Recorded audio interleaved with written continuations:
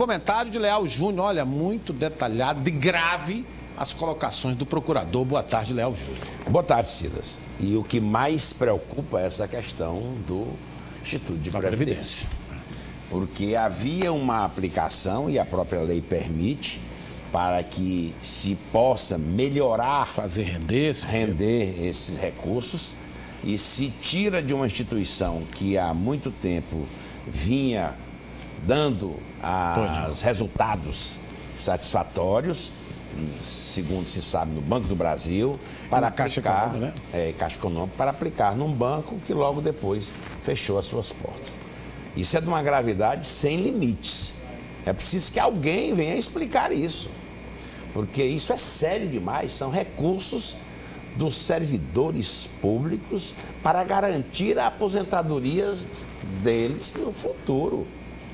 Eu tenho muito receio, Silas, com esses fundos de previdência, em razão dessa interferência do executivo nos fundos, tanto a nível federal como a nível municipal, já que no estado não há essa questão. Então, isso nós sabemos dos fundos de pensão a nível nacional e dos rombos que isso já causaram a esses fundos, né? E agora na Prefeitura de Teresina se vê uma coisa mais ou menos parecida. Por que o prefeito Elmano Ferrer permitiu que isso acontecesse? Por que razão se fez essa mudança, já que há muito tempo vinha se aplicando esses recursos? Isso é grave e isso vai ter consequências muito maiores do que se possa imaginar. Essa polêmica da dívida, né? A vereadora Graça vai fazer o contraditório, porque o procurador, né, Charles Max fez uma avaliação bem tranquila e serena do que foi apurado. Ele veio aqui representar. Ele não estava na apuração desses fatos. Esses fatos foram apurados por diversos órgãos. Quem assumiu a Fundação Municipal de Saúde fez o levantamento, e essa denúncia também é grave, de que os medicamentos ficaram no papel. Se isso aconteceu realmente, também é de uma gravidade muito grande. Se fazer negócios com a saúde do necessitado, isso é de uma gravidade sem limite. E fala-se, então, que cada um dos órgãos fez a apuração. Se esses números não estão batendo com a avaliação, eu acho que é preciso até que aqueles que fazem a defesa do ex-prefeito Elmano Ferrer possam estar aqui também fazendo a sua avaliação e mostrando qual foi realmente a herança que foi deixada, se foi nesses termos ou se não foi. Se o prefeito deixou, nós sabemos que deixou recursos para projetos em andamento, se o prefeito deixou recursos para que o prefeito atual pudesse desenvolver obras importantes, e o prefeito Firmino Filho vem dizendo que vai fazer obras importantes, isso aí é outra questão. Agora, melhor do que esse debate, que é importante para esclarecer a opinião pública, vai ser a avaliação dessa rede de controle. Porque aí sim vão se debruçar sobre esses documentos encaminhados, os técnicos da Controladoria Geral do Estado, Controladoria Geral da União, Ministério Público, Polícia Federal para fazer as diligências necessárias e o Tribunal de Contas do Estado, que tem sido cada vez mais um órgão fortalecido pelas administrações que têm se sucedido lá, para fazer esse controle dos recursos públicos. As questões são muito difíceis. E por falar nisso, né, eu devo dizer que agora os prefeitos estão chateados, porque a ministra Ideli Salvati, né, até num momento em que ela quis resguardar o governo federal, ela disse que não haviam projetos. Nós já ouvimos essa história do ministro Gedel Vieira Lima. É verdade. Vem aqui, não, recursos há, mas não há projeto. Vocês não têm projeto? São 3 formas de se liberar recursos federais para os estados. Através daqueles estabelecidos no orçamento da União, através das emendas parlamentares que são discutidas e liberadas de acordo com a participação do parlamentar nas votações de interesse do governo e aquelas liberadas através de programas do governo. O programa é aberto, os prefeitos preparam os primeiros documentos para poderem preencher os requisitos necessários para participar do programa. Aí, então, os técnicos dos diversos ministérios dão o ok. No momento em que dão o ok, o projeto é elaborado. Aí se passa a aguardar a liberação do projeto. É onde o deputado federal e o senador têm uma participação muito ativa. Importante. Para que, preenchidos os requisitos, eles possam, então, trabalhar politicamente na liberação desses recursos. E os prefeitos não se conformam em estarem sendo acusados de que não há projetos. Alguns dizem que estão abarrotados de projetos e nós sabemos que há muitas empresas de consultorias e especializadas aqui em Teresina trabalhando nesse sentido. Abarrotado de trabalhos e está cheio da grana também. Perfeito, porque tem uma participação. É verdade. Às vezes a prefeitura municipal, pela sua dimensão, pelo seu tamanho, não tem as condições. Não tem equipe, né? Tem uma equipe para poder elaborar esse projeto. É preciso que tenham pessoas. Aí há uma participação, eu acho absolutamente válida, legal, né? Já prevista no próprio projeto, para que as empresas de consultoria, de elaboração de projetos, possam ter a sua participação. Mas da visita, me parece que restou essa questão. E os prefeitos estão insatisfeitos. Então, veja só, aquilo que poderia ter sido uma reunião administrativa muito proveitosa, aquilo que poderia ser um estabelecimento de relações, Silas, entre prefeitos, técnicos e dirigentes do governo federal, com a participação, evidentemente, do governador do estado e com a participação da bancada federal, se tornou, evidentemente, num desgaste. Por quê? Os caras saem zangados, né? Pronto.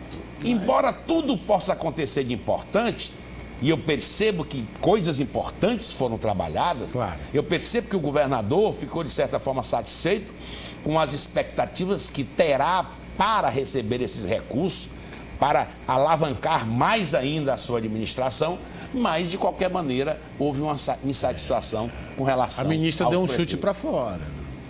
É a falta da experiência administrativa, da habilidade. A chamada habilidade. E nós sabemos que a ministra Ideli foi, inclusive, deputada estadual comigo, quando representava o estado de Santa Catarina, e nós sabemos que a sua habilidade para as negociações e conciliações não são das melhores, né?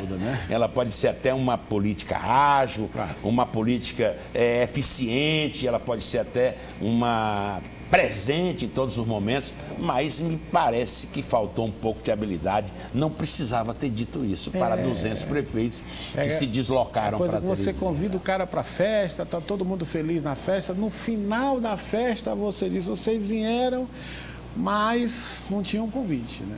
É a melhor maneira de se dizer não educadamente. Vocês não têm projetos, como é que o governo federal pode liberar recursos sem projetos? Então isso desgasta um pouco. A presidente Dilma está preocupada. Usou o horário destinado à prestação de conta ou o anúncio de obras e projetos importantes para o governo numa cadeia de televisão nacional para fazer, evidentemente, um discurso mais político. E eu entendo que, de certa forma, para ela foi muito bom, que é candidata à reeleição. Mas há uma queixa dos outros candidatos com relação ao tempo que ela disponibilizou, que ela teve direito, né? Foi beneficiada com ele, que os outros pré-candidatos não têm. Isso a legislação poderia observar. É justo, é natural, que a presidente Dilma tem uma receptividade extraordinária, excelente, 79% a 80% de aprovação. Tem sido um governo, de certa forma, que tem atendido muitas expectativas da população, mas peca por força dessas questões pontuais. Poderia evitar isso, poderia evitar os desgastes. Agora mesmo, o governador Eduardo Campos aproveita a oportunidade para tentar antecipar a distribuição dos royalties. e diz que vão para a educação.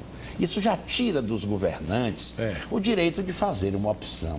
É importante que vá para a educação e para a saúde e para a segurança, mas é importante que também se deixe uma margem de liberdade para atender aquelas questões que cada um dos municípios e estados sabe onde aperta o seu sapato.